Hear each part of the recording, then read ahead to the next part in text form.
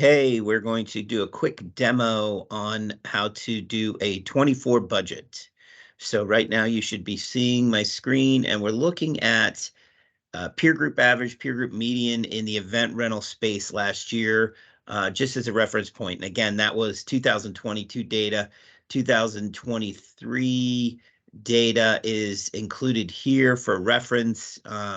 And now I'm going to project out my 24 for this particular individual. So in this case, the main thing they do, they just do event rental.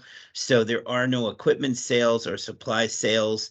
We also had several assumptions going into it. We researched what we thought was going to happen in this neck of the woods and the economy, and said about 8% growth would be, ideal for us to kind of project to. We know we're going to be adding a couple people. We also know there's going to be an increase in employment costs because we did not give raises yet, and that's going to hit in 24.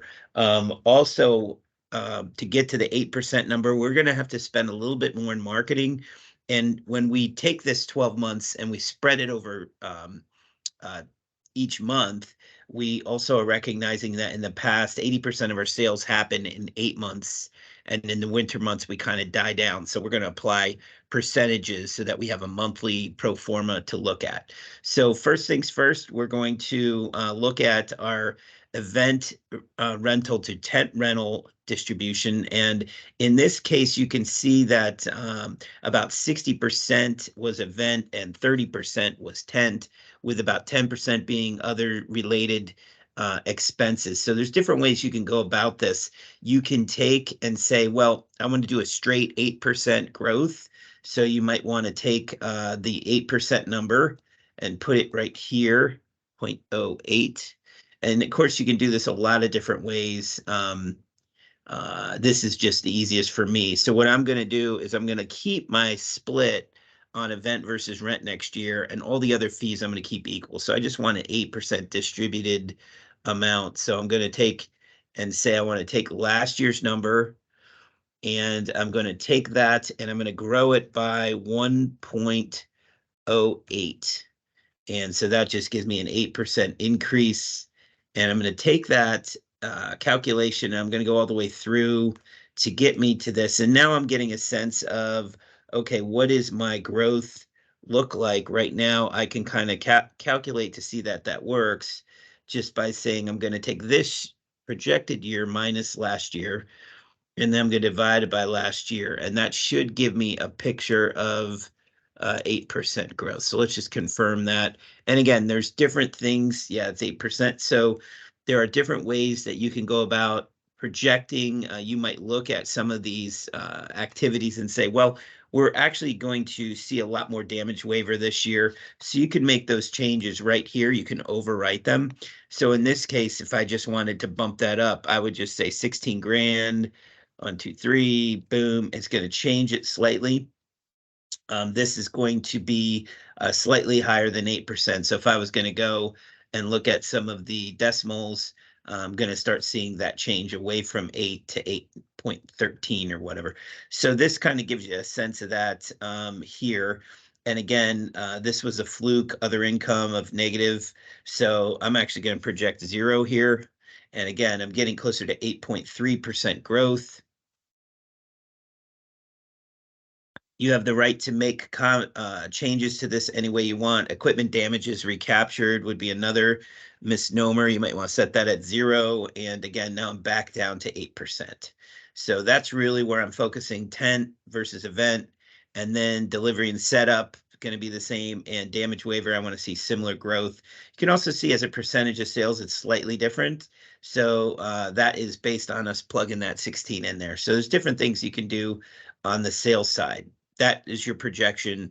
That has to do with you talking to your salespeople. That has to you talking to your marketing people and figuring out what this might look like. Now, how does the cost relate? So this is a direct cost. So the first 3 areas we did not use in the past, which was to apply interest on rental assets, depreciation on rental assets, insurance on rental assets. That's something that we'd love for you to see in the future, just because we can add that in as a direct cost related to rental. They did get licenses and taxes in there And again, no used equipment sales last year. That would be a negative number. This year, we're expecting to get rid of some of the tents. So I'm just going to say that we're going to clean up about 5,000. Now that's actually a negative cost. So that's going to increase our profitability. It's actually a revenue thing, right? I'm selling used equipment, selling a tent. But what it really is doing is it's recovering the depreciation expense, which we don't have any listed there. So give you an idea what that looks like. Licenses and taxes, we don't expect that to change. So we're just going to make that flat. We're just going to grab that number, bring it across. Maintenance, 2.3% of total revenue. That's probably fair. I do know that I'm aging my equipment a little bit, so I'm going to actually bump that to 3.3%. And I'm going to apply that number in there. So I'm just going to take this and say, take my revenue plan. Let's see how I'm going to do this. Probably easiest to just take this and make it solid. So I'm going to take the value of this. It's a little messy. 4084, 485, and I'm going to say that I'm going to do an increase in maintenance to 0.33, and I'm going to multiply that by our projected growth number, and so that gives us an increase here from 2.3 to 3.3. It's going to go up about 50 grand more, and that's okay. I can deal with that. The rest of these numbers, for the sake of argument, I'm going to just steal them and bring them down, but you could take your time and go through each of these. Now, what's going to happen is I now have all my sales in and all my costs. So I'm starting to see that my gross margin is going to drop from 87.7 down to 87.5. That's okay. We'll make it up in some savings here, although we did talk about adding staff. So let's talk about that. So first off, my GM, you can see the average and the median, and my guy is actually the median. So I'm going to actually give him a raise, 150. I think that's going to be reflecting the fact that I've got a really good guy and I'm actually making decent profit with him. I'm looking at my split between my front, back, and admin. I'm anticipating a couple of good people in the back. So first thing I want to do is just steal these, bring them across. And then I'm going to add, you can see there's a change a little bit based on revenue. I'm going to be adding back a house, a couple people, and they're not going to be super expensive, but they're going to be, at least going to cost me about, I'm going to say $75,000 more. So I'm going to take that number and I'm going to add 75 grand for those two people. So I'm expecting to have like an increase in back of house of at least a percentage point, 75 grand, two guys helping out on the tent crew, more so than usual, and that would help us with the 8% growth. But other than that, I should be okay staff-wise. There's going to be some increases in pay though, so let's cover that. This 90,000 I got away with murder last year. I'm gonna project that at 105. And this 121 on admin officer, that's two people I'm aware of, and I need to give them some raises. So I'm going to go with a 128 number. Now, what you'll see is that I just bumped up my employee salaries from 22.2 to 23.3. That's a 1.1% increase. The payroll taxes will probably grow with that number. I can take these expenses as a percentage of this and have that increase reflected here. But for the sake of time, I'm just going to actually just plug these. You and I both know that payroll taxes will not go down, but I don't really have time to do that in this video. But you'll see that we went up very slightly in the personnel costs. So even though we added two people to staff and we saw some increases in pay, we actually were only 0.2% higher, and that's because we're planning 8% growth because of that move. So that's kind of the thought process when you give raises for the next year, what your expectations are for that. For the sake of time, I'm going to say that our rent is not going to change next year. and that I should have similar expenses. Now we can certainly make those changes, but right now you'll see it's flat. And of course, as a percentage of revenue, you can see that going down. The same thing goes here, but we did mention that we were going to increase marketing. So let's take advertising up to 26,000.